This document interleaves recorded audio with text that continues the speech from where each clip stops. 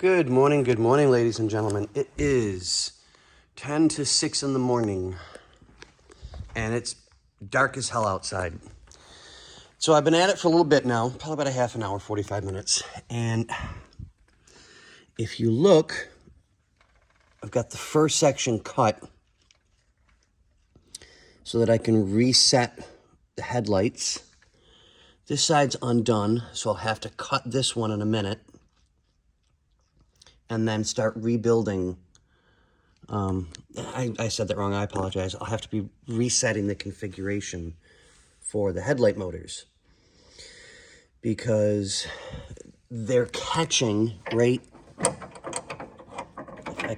if you see, I know my hand's in the way, there we go. It keeps catching there, so it's stopping the headlight motor from returning. It's got enough because, come on, there we go. Okay, so when it opens it, it's enough room and it catches right there. So I have to cut that, and it'll be a twist and turn. Here, there we go. Sorry about that. It'll be a twist and turn with the motor to get the exact configuration as to the full movement for up, the full movement for down.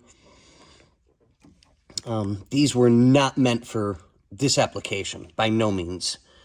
It's a beautiful set, don't get me wrong. I love them. I mean, because it's very sleek, it's very slimline, there's no issues.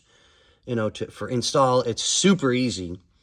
There's just, it never came with a, okay, we have to have this degree of angle for this to work or for that to work, and it's like, here we go.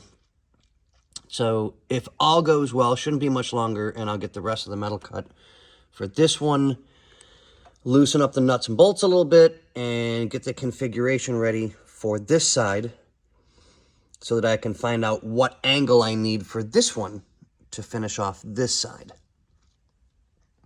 But, okay, ladies and gentlemen, I will get back to you as soon as I can. So it's a little bit of a start, but we'll get it.